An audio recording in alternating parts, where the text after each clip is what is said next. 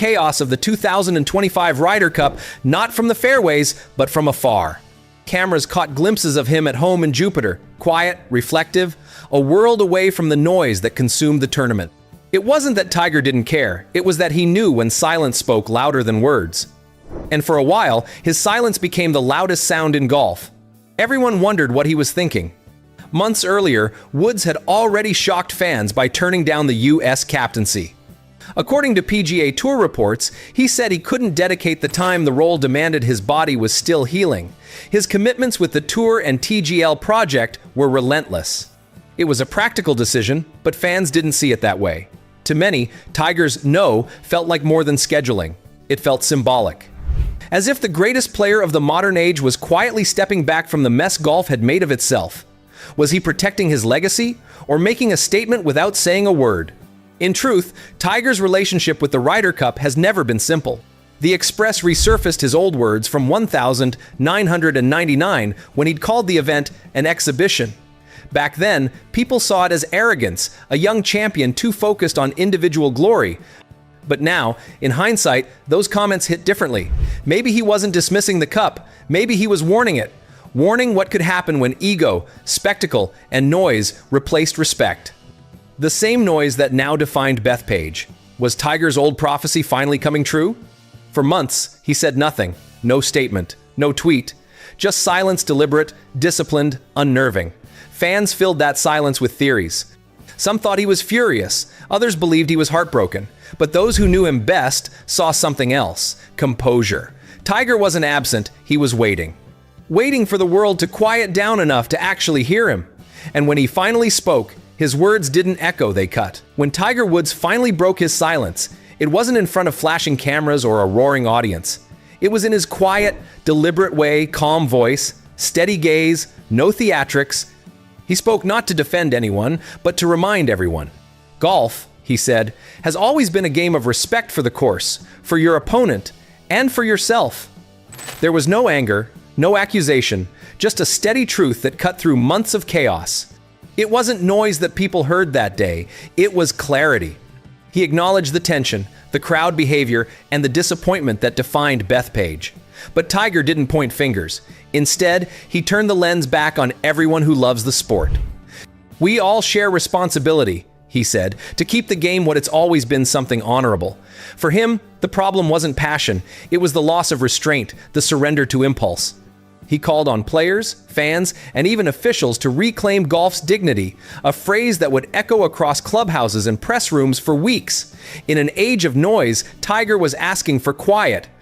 He praised Luke Donald's poise under pressure, a subtle nod to leadership rooted in calm, not chaos. Without naming names, Woods made his point. Greatness doesn't shout, it breathes. His tone wasn't nostalgic, it was urgent. He warned that if golf traded grace for spectacle, it would lose something far more valuable than trophies.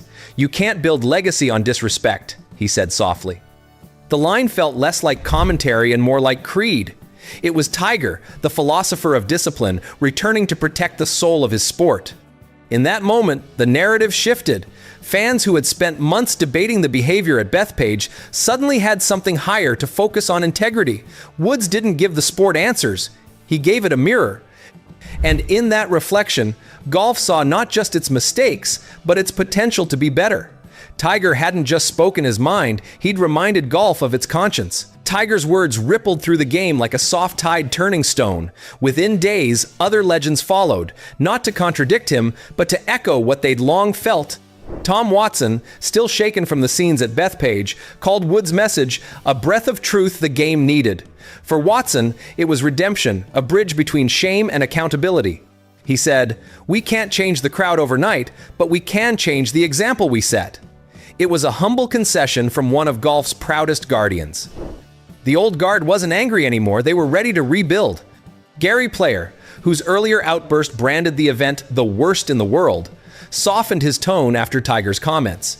He admitted his frustration came from love for a game that once demanded decorum. "Tiger reminded us what golf means," he said, "and maybe we all needed reminding." His words carried a tone of reflection rather than rage. Player, once furious, now sounded hopeful. Even the loudest critics found calm in Tiger's honesty. Jack Nicklaus, ever the voice of legacy, added his weight to the movement. In an interview with Sports Illustrated, he reflected on Tiger's statement with admiration. "That's what leadership looks like," Nicklaus said. "Not volume vision." He proposed new standards, more authority for referees to control fan behavior, clearer codes of conduct for both spectators and players. The conversation was changing. What had begun as outrage was becoming reform. The game was beginning to listen to itself again. Together, these voices, Watson, Player, Nicklaus, formed a chorus of wisdom, anchored by Woods' calm conviction. Across social media, podcasts, and practice greens, a new phrase surfaced: protect the game. It wasn't a slogan, it was a mission. Golf's legends had turned frustration into purpose, criticism into stewardship, and as their message spread, something long forgotten began to stir the quiet pride that once defined the game. Maybe the 2025 Ryder Cup wasn't golf's fall from grace, maybe it was its wake-up call. What happened at Bethpage, with its chaos and confrontation, stripped the sport bare. But in that vulnerability, something powerful began to grow. It wasn't about blame anymore, it was about responsibility, a shared one. Tiger Woods' words didn't accuse, they awakened. They reminded fans, players, and leaders that golf's greatness was never in its noise, but in its quiet strength. Sometimes, the only way to heal a tradition is to break it open first. In the weeks that followed, a strange calm settled over the sport. You could feel it in locker rooms, in practice ranges, in the way commentators spoke with a little more care. Players started shaking hands longer, fans started cheering softer. It wasn't perfect, but it was progress.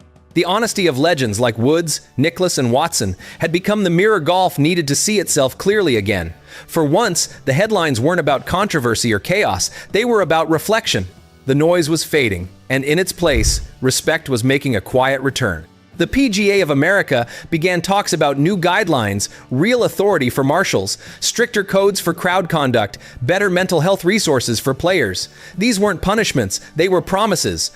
Promises that the sport would protect what made it special, its integrity. Tiger's calm conviction had done what no trophy could. It restored belief. Not just in the players, but in the spirit that holds them together. Golf wasn't just recovering, it was remembering who it was. And then, in one of those quiet moments that only golf can create, the cameras caught him, Tiger Woods, walking the practice fairway at dusk. Bag over his shoulder. No fans, no applause. Just the rhythm of his steps and the wind in the trees. The sun sank behind him, the light golden, the air still. His words echoed softly, almost like prayer. For Tiger Woods, honesty isn't about judgment, it's about protecting the game he loves. And maybe that's how golf finds its way back to grace.